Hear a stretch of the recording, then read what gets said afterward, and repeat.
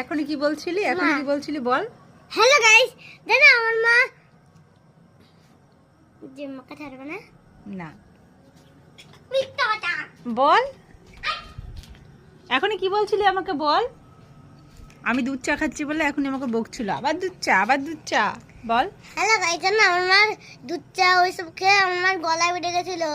আর আর তাও হ্যাঁ দুধ চা না আমাকে কিভাবে বকছিলি সেভাবে দেখবেন দেখবেন গাইস, দেখবেন এই দেখুন দুধ চা আর বাসি রুটি কয়দিন 10 দিন থেকে পড়েছিল বাড়িতে। মিথ্যা কথা, আজকে সকালে বানিয়েছি আমি রুটি। তুমি দেখোনি সকালে আজকে রুটি বানিয়েছি আমি। মিথ্যা কথা বলবো না।